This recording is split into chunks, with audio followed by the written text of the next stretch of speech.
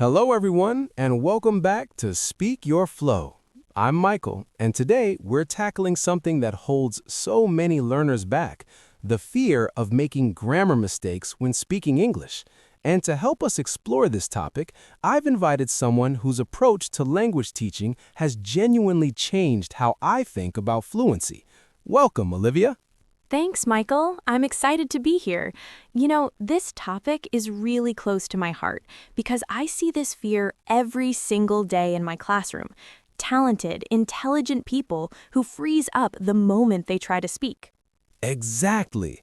And what's interesting is that this fear doesn't seem to exist when people are just starting out. Children learning their first language make constant mistakes, but they keep talking anyway. That's such an important observation. Somewhere along the way, we learn to be afraid. And I think it happens when we shift from learning language as a communication tool to learning it as a subject to be studied, with right answers and wrong answers. So, let's address the elephant in the room. Does grammar matter? Of course it does, but here's the critical distinction. Grammar matters for clarity, not for perfection. If I say, yesterday I go to the store, you understand me completely, right? The grammar isn't perfect, but communication happened successfully. Right, and that's what fluency actually means, the ability to communicate your ideas smoothly, not the ability to speak without any errors. Precisely. Native speakers make grammatical errors all the time. We use incomplete sentences, we mix up tenses when we're telling stories, we say between you and I when it should technically be between you and me. But we're still considered fluent because the communication flows. This is something I want to dig deeper into. What do you tell a student who says, "But I want to speak correctly"? I tell them that's a wonderful goal, but it's a long-term goal, not a prerequisite for speaking. Think of it like learning to play piano. You don't wait until you can play perfectly before you start making music. You play simple songs, you make mistakes, and through that process of actually playing, you improve. I love that analogy. So what's the first step for someone who's been silent for years because of grammar fear? The first step is redefining what success means. If you're currently speaking zero English because you're afraid of mistakes, then speaking one sentence with 3 grammar errors is massive success. You communicated something you couldn't communicate before. It's about progress, not perfection. Exactly. And here's something practical. I encourage my students to keep what I call a communication wins journal. Every time they successfully communicate something in English, even if the grammar wasn't perfect, they write it down. Today, I ordered coffee in English and the barista understood me. I explained my problem to tech support. These small wins build confidence. That's a brilliant reframe.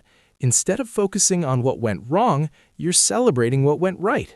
The fact that communication happened. And once you start collecting these wins, you realize something powerful. Most real-world communication is much more forgiving than we imagine. People want to understand you. They're not waiting to catch your mistakes. Unless you're taking an exam, of course. Right, and that's where we need to separate test English from real English. Yes, if you're taking the IELTS or TOEFL, grammar accuracy matters for your score. But in a conversation with a colleague, a friend, or even in a business meeting, what matters most is whether your ideas come across clearly. So let's talk about practical strategies. How can someone start speaking more without that grammar anxiety creeping in? One technique I use is called fluency first, accuracy later. When you're practicing speaking, maybe with a language partner or tutor, you agree that for the first 10 minutes, nobody corrects anything. The only goal is to keep talking, to keep the ideas flowing. Then, after that fluency practice, you can go back and work on accuracy. So you're separating the two skills. Yes, because they actually use different parts of your brain. When you're focused on fluency, you're accessing language intuitively, letting words flow. When you're focused on accuracy, you're analyzing and monitoring. Both are important, but if you try to do them simultaneously when you're still building confidence, your brain gets overwhelmed. That makes so much sense. What about people who say they don't have anyone to practice with? This is where self-talk becomes incredibly valuable. And I know that sounds strange, but talking to yourself in English is one of the most underrated practice methods. Narrate what you're doing. Now I'm making breakfast. I'm cracking 2 eggs into the pan. Describe your opinions. I think this movie is interesting because you get the benefit of speaking practice without the social pressure. And presumably without grammar fear, because there's no one there to judge you. Exactly. You can make 1,000 mistakes in the privacy of your own home and just keep going. It builds that muscle of speaking without self-censoring. You know, I want to pause here because I think there's something important about that phrase, self-censoring. I suspect a lot of our listeners are doing this constantly. They have something to say, but before the words even come out, there's this internal editor shutting everything down. Oh, absolutely. I call it the grammar gatekeeper. It's that voice in your head that says, wait, is this the right tense? Should I use has or have here? What's the correct preposition? And while you're debating all of this internally, the conversation has moved on. And then you feel even worse because you missed your opportunity to contribute. Exactly. It becomes this vicious cycle. You stay silent because you're afraid of mistakes, but staying silent means you never get better, which reinforces the fear. We have to break that cycle. How do you help students break it? One exercise I use is what I call the speed response challenge. I give students a simple question, something like, "What did you do last weekend?" And they have to answer immediately, within 3 seconds. No thinking, no editing, just speak. That must feel terrifying at first. It does, but that's exactly the point. We're deliberately overwhelming the grammar gatekeeper so it doesn't have time to interfere. And you know what happens? Students discover they can actually communicate. The sentences aren't perfect, but they're understandable. And that realization is powerful. So you're proving to them that they know more than they think they know. Yes, most intermediate learners already have enough English in their heads to communicate effectively. The problem isn't knowledge, it's access. Fear blocks access. When we remove the time to be afraid, the language comes out. So let's talk about something specific that I know causes a lot of anxiety. Speaking in professional settings, the stakes feel higher, right? You're worried about making mistakes in front of your boss or during a presentation. This is such an important point. The fear is magnified when there are professional consequences. But here's what I tell my business English students. Clarity and confidence matter more than perfect grammar in professional contexts. If you can explain your idea clearly, even with some grammatical errors, you'll be respected. But if you're constantly hesitating and doubting yourself, that uncertainty undermines your message. So it's almost like the confidence is more important than the accuracy. In many situations, yes.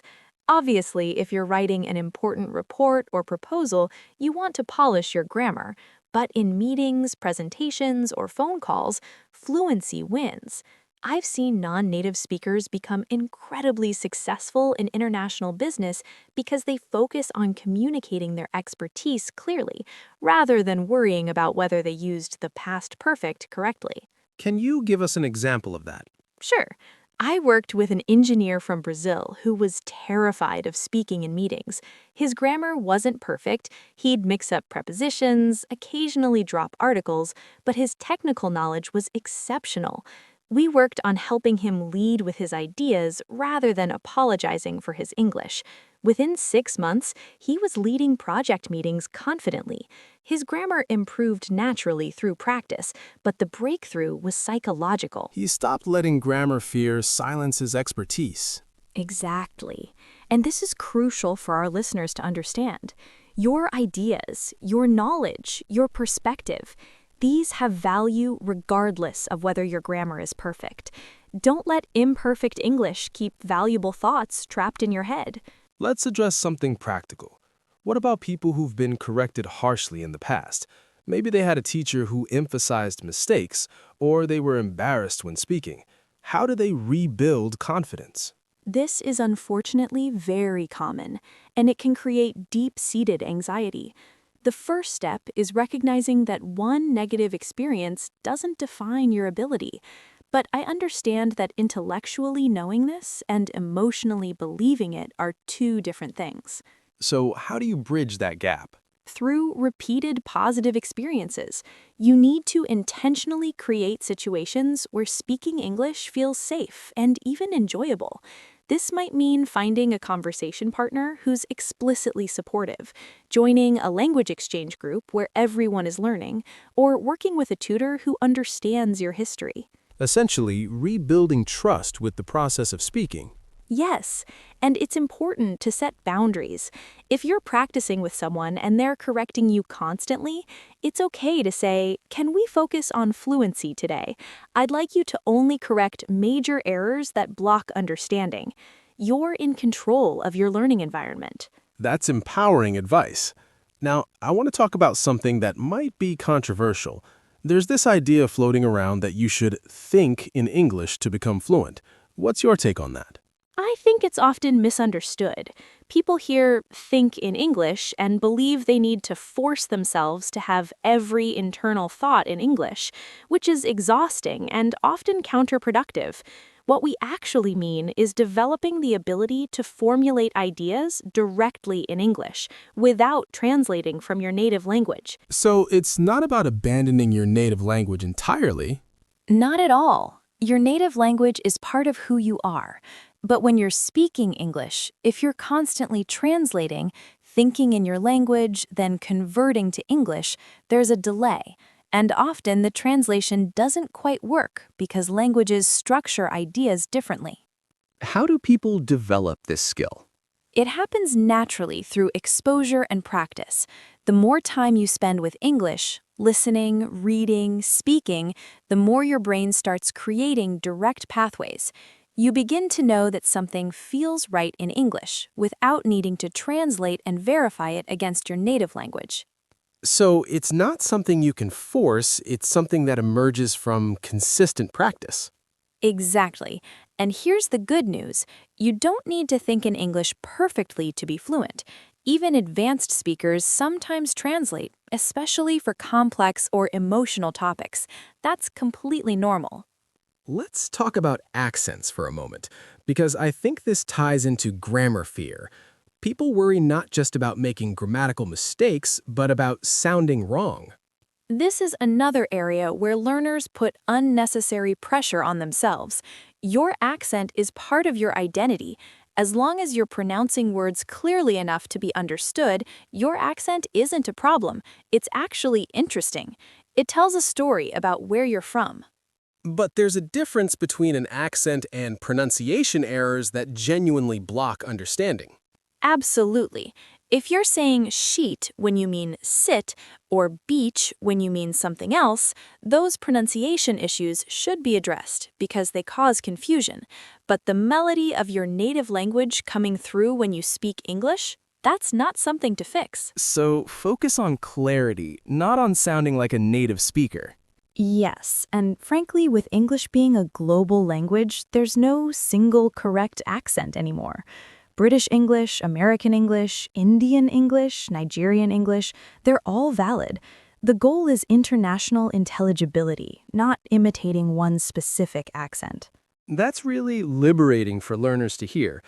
Now, as we start to wrap up, I want to ask about maintenance. Let's say someone has overcome their grammar fear, they're speaking more confidently. How do they maintain that momentum?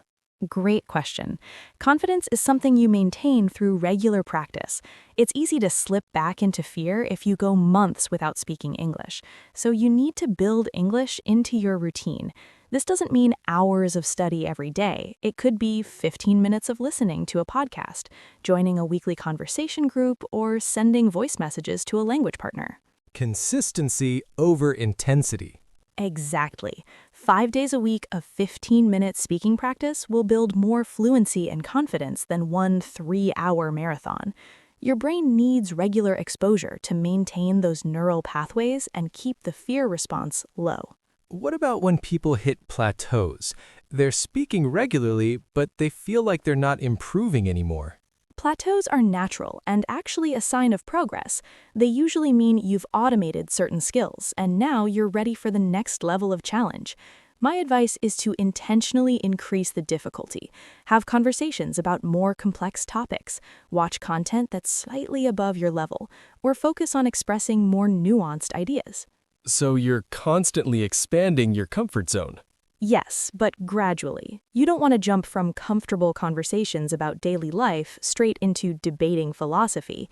You extend the edges of your comfort zone slowly, building confidence as you go. Olivia, before we finish, what's one message you want listeners to take away from this conversation? That every fluent speaker you've ever admired went through an awkward phase of making mistakes. There's no other path. The only difference between them and someone who's still afraid to speak is that they started speaking anyway. They gave themselves permission to be imperfect, and that permission was the key that unlocked their fluency. Permission to be imperfect. I love that. And here's the beautiful irony. The fastest way to improve your grammar is to speak with mistakes, get feedback naturally through conversation, and gradually self-correct. People who wait for perfect grammar before speaking often wait forever. They're trying to learn swimming by studying on dry land. You have to jump in the water. You have to jump in the water. And yes, you'll swallow some water at first and you won't look graceful, but that's how you learn. There's simply no substitute for doing the thing you're afraid of. That's such a powerful way to think about it. And I think for our listeners who are feeling that fear right now, I want to say this. The fact that you're listening to this podcast means you care about improving. You're already taking steps. The next step is just opening your mouth and speaking, even if it's messy, even if it's imperfect.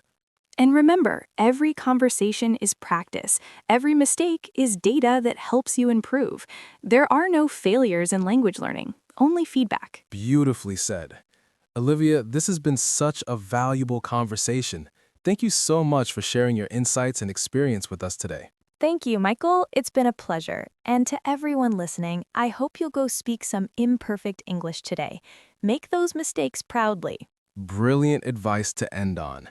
And to our Speak Your Flow community, remember, fluency is built through courage, not caution. Grammar fear is just fear. It's not a reflection of your ability or potential. You have valuable things to say, and the world needs to hear them, imperfect grammar and all. If this episode helped shift your perspective, let us know in the comments below.